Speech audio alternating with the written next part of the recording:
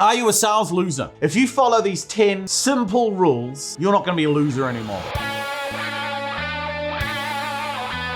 If you were a millionaire, you didn't need money, and you were only selling what you were selling because you loved it, you're an evangelist, you just wanted to get in front of people and show them how much their lives would be better if they used whatever it was that you had. And it didn't matter if they didn't buy from you because, like you say, you don't need their money. Would you accept half the crap your prospects put you through now if that was the case? The answer is no, isn't it? So the only reason you're doing it now is because you are attached to their money, which means you're a loser. Losers can sell, but losers have a really tough life because they spend their whole life begging and pleading and hoping and trying to be liked. Can't behave like that. No one wants to buy from a loser, so don't be a loser. So how do you not be a loser? I've come up with 10 ways. Number 1, it's their problem, not yours. If you're in front of a prospect, they're the one with the problem, not you. So don't act as if you should be grateful or thankful that they've invited you in. No, they have a problem. Number 2, accept that their money has no power. Money only has power in the mind of the person that wants it. So as I said, if you're a millionaire who didn't need their money, who didn't need them to buy from you, you wouldn't put up with half the crap they put you through. So stop acting like you need their money.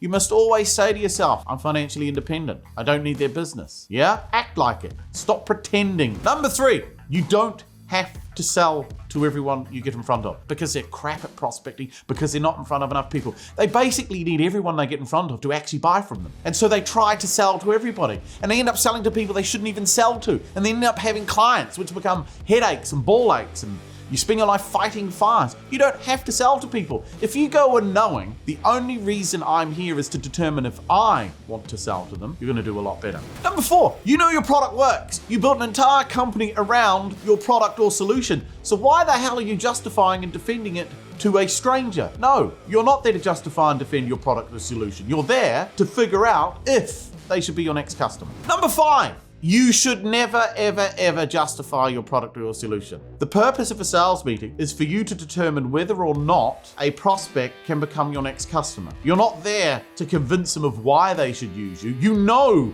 why they should use you. They need to convince you why you should take them on. You're the expert. You're the genius. You're the one with the solution. So why the hell are you begging? Why the hell are you convincing? Why are you justifying? Stop it. Number 6, a prospect's responsibility in a sales meeting is to convince you that they need you. Whenever I get in front of a prospect, I'm after 3 things. 1, do you have problems I can fix? 2, do you accept you have those problems and they need fixing? And 3, can you convince me you want to fix them? You see, prospects are like alcoholics. If you don't admit you got a problem, you ain't gonna stop drinking. If they don't admit they have an issue that you can fix, they ain't gonna spend money on it. 7, only power a prospect actually has is the choice of where they may or may not spend their money. Remember, a prospect doesn't actually have to have any money to get you to go through the dog and pony show of trying to convince and justify them why they should buy from you. They literally only have to say to you, we may have some budget. So stop it. They have no power other than whether or not they choose to buy from you. And actually, if you're going in there making them convince you why you should sell to them, that power doesn't really exist either, does it? 8, it is your job to enable the prospect to discover that they need what you have. Selling is not, and I repeat, is not the art of convincing.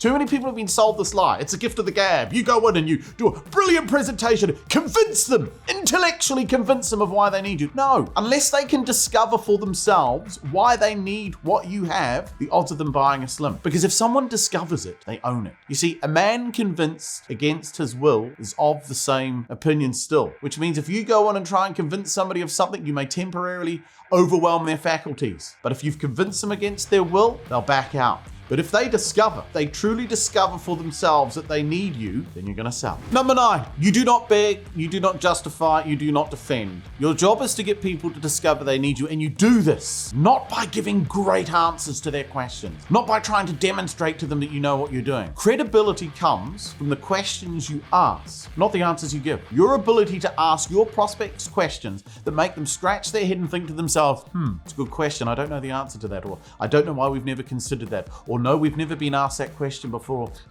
That is my job.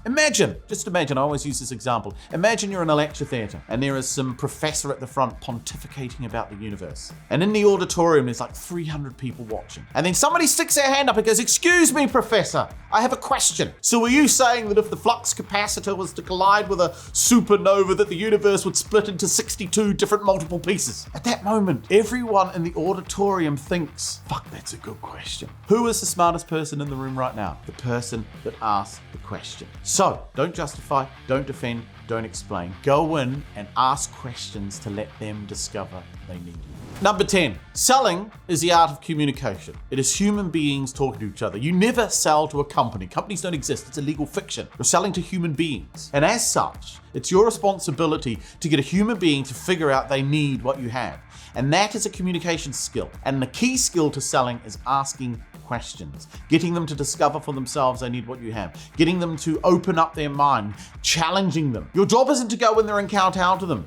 "Please, sir, with your begging bowl out, may I have some more? I'm so grateful for you inviting me in today. Thank you so much for your time." No, they should be thanking you for coming down there and giving them your time. You're the expert. You're the person with the solution. So your job is to get them to realize through the questions you ask that you know way more about their problem, their world, and their issues than they do. And if you can't do that, you shouldn't be in sales. So listen to me clearly and listen to me good. If you follow these 10 simple rules, you're not going to be a loser anymore. Do you want to be a loser? Do you want to not have to tell people you're in sales? Well, follow these 10 rules and you'll be able to tell people with pride that you are a salesman.